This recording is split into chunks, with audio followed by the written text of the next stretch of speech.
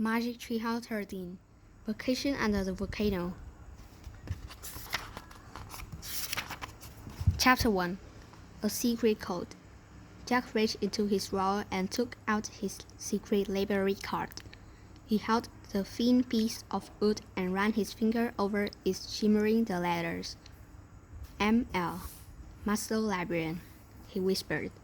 Jack couldn't believe that he and his sister, Annie, were finally master librarians. He wondered if he should pack the secret card to take on vacation.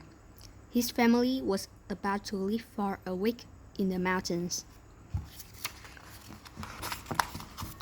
Just then, Annie stuck her head into Jack's room. "Want to check the ooze?" she asked. Every morning, they looked in the Frog Creek ooze to see if Morgan Le Fay and her magic treehouse had returned. "We can't," said Jack. "We're leaving soon." "But what if Morgan's there?" said Annie. "What if she's waiting for us?" "Oh, okay," said Jack. "Let's look fast." He wrapped his backpack. He threw in his notebook, his pencil, and his secret library card. Then he followed Annie downstairs. "We'll be back soon," Annie called. "Don't go far. They're that cold. We're leaving in 20 minutes." "Don't worry. We'll be back in 10, said Annie.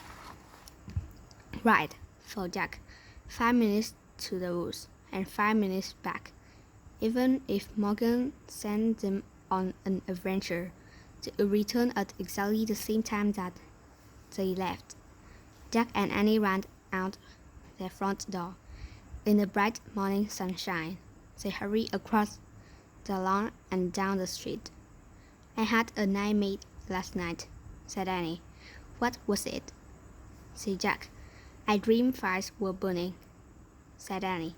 "Everything was smoky and dark, and the ground was shaking. Do you think it was a warning?" "Nah," said Jack. "Nightmares never come true." They left the sidewalk and headed into the fog corridors. The woods were quiet and peaceful. They walked between the sunlit trees until they came to the tallest structure in the woods. "Jay," said Annie. "That is what." The magic treehouse, and Morgan Le Fay was waving from the window. "Oh, master librarians," she said. Jack and Annie bowed playfully. "At your service," said Annie. "Then come on up," said Morgan. They wrapped the rope ladder and started up. When they climbed inside the treehouse, they found Morgan holding a book and a piece of paper. "I have an important mission for you," she said. "Are you ready?" "Yes," they both answered. Jack's heart pounded. Ever since Morgan had made them master librarians, he had been longing for their first mission. "You know I collect books for Camelot's library," she said. Jack and Annie nodded. "Well, there have been many great librarians lost in history," said Morgan. "And with them, we have lost many wonderful stories." "That's sad," said Annie. "It is," said Morgan. "But luckily, with the help of the treehouse and you two master librarians, some of those stories can be saved, such as this one." Morgan showed them a piece of paper. There was strange writing on it. "Ver fortissimus in mundo." "Is that a secret code?" said Jack. Morgan smiled. "In a way," she said. "Actually, it's the title of a lost story. It's written in Latin, the language of the ancient Romance of Italy." "Ancient Romance?" said Jack. He loved anything to do with ancient romance. "Yes," said Morgan. "This story was in a library in a Roman town. I need you to get it before the library becomes lost forever." "No problem," said Annie. "Do you have your secret library card?" asked Morgan. "Yes," said Jack. Good. Do not lose them. The right people will know what they mean, said Morgan. And as usual, here is a book to help you. Morgan handed Jack a book called Life in Roman Times. The cover showed a Roman town with people wearing turbans and sandals. That looks great, said Jack. And take this, the name of the story I need, said Morgan. She handed the piece of paper to Jack, and he put it in his bag. Remember, said Morgan, your research book will guide you. But remember, in your darkest hour, only the ancient story can save you. But first you must find it. Jack and Annie nodded. Go now, Morgan said softly. And don't forget what I just told you. Thanks, said Jack. He pointed at the cover of the book on Roman's time. I wish we could go there, he said. The wind started to blow. I almost forgot. I'm going to help you land in, Morgan shouted above the wind. What do you mean? Shouted Jack. Before Morgan could answer, the treehouse started to spin. It spun faster and faster and faster. Then everything was still. Absolutely still. Oh, cool, whispered Annie. Look at us. Chapter 2. The end is near. Jack opened his eyes. He pushed his glasses into place. Morgan was gone, and so were Jack's jeans, t-shirt, sneakers, and backpack. Instead, he had a white tunic with a belt, sandals that laced up, and a little bag. He looked at Annie. She wore dressed the same way. Morgan had made them look just like kids in an ancient Roman town. I guess this is what Morgan meant, said Jack. When she said she'd help us blend in. I feel like Cinderella, said Annie. I like these clothes.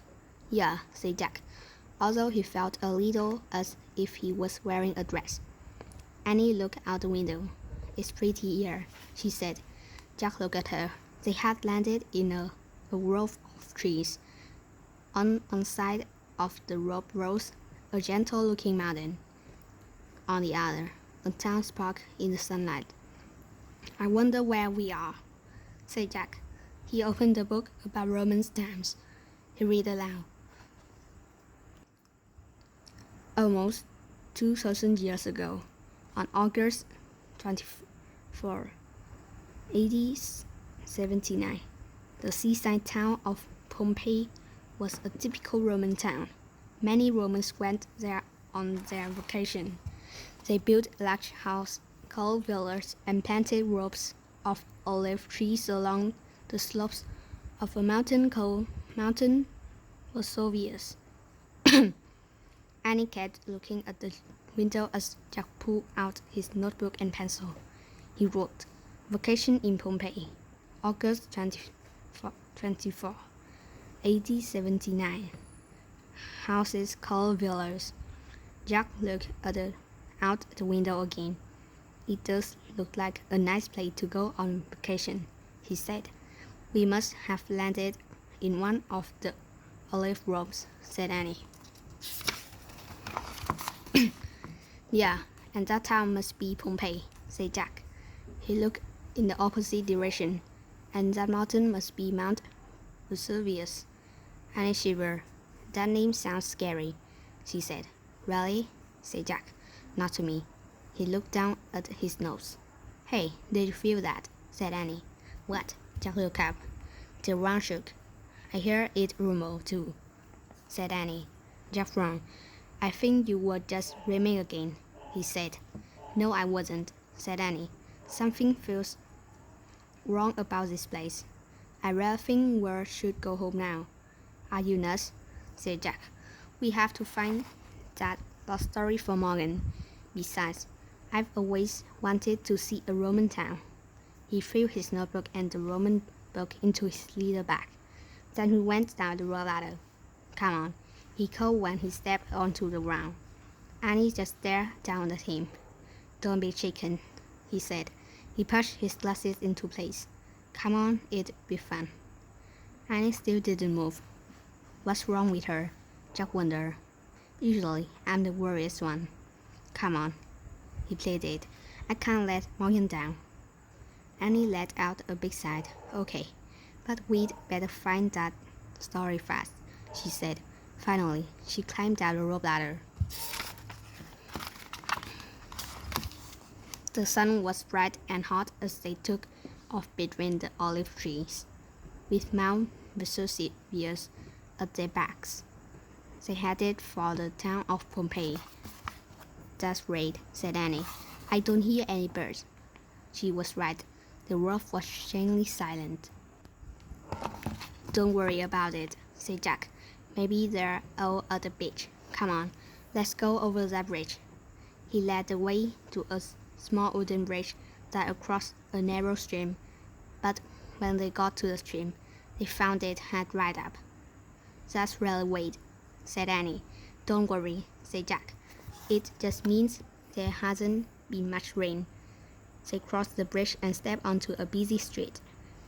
It was paved with stone. People were buying things in the open shops that lined the street. Some looked rushed and busy. Others moved slowly. Kids walked with their parents. Groups of teenagers talked and laughed. They don't seem very different from people shopping in Forked, Jack thought. Except for the clothes and of course. How will we ever find the ancient lost library? Said Annie, glancing around. I don't know, said Jack. Just be on the lookout. They walked past shops had huge jars in them. When Jack looked closely, he saw that they were filled with rain-dried fruit and old leaves. Meat hung from the ceilings of some of the stores. They passed a noisy tavern where people were eating and drinking. A young man played a string instrument. See, there's nothing to worry about, said Jack. This place isn't all that different from our time. It's not that, said Annie with a worried look. See, that's a barber shop and a shoe shop, said Jack, pointing. A boy was getting his hair cut by the barber. A girl was trying on a new pair of sandals with her mother. It is kind of like home, Annie agreed. They kept walking until they passed a bakery filled with freshly baked flatbreads. That bread is like pizza, said Annie, smiling. Yeah, said Jack. The good smells from the bakery made him feel even more at home. Jack looked at Annie. She was still smiling as they walked on. Soon they came to a large square filled with people, cars and horses, and more shopping stalls. Honey cakes, stuffed dates, peacock eggs, sour coal. Farmer was selling grapes, garlic, and onions. Fisherman was selling all kinds of fish. A few people stood on boxes, giving speeches to small crowds. Hey, I bet this is the forum, said Jack. He reached in his bag for his book. He flipped through it until he found a picture of the square. He read, the center of a Roman town was called a forum. The forum was the main place where people meet to sell goods and discuss politics. I was right, said Jack. He pulled out his notebook. He wrote, Forum, center of town. Jack, whispered Annie. Jack. She tugged on his tunic. Look. Jack glanced up. Annie nodded toward an old woman who was staring straight at them. She wore a black cloak. Her gray hair was tangled and white. She seemed to be missing her teeth. The woman pointed a bony finger at Jack and Annie. The end is near, she said in a raspy voice. Go home, strangers. Jack, said Annie. We better get away from her, said Jack, before people wonder who we are. He put away his notebook. Then he and Annie hurried away.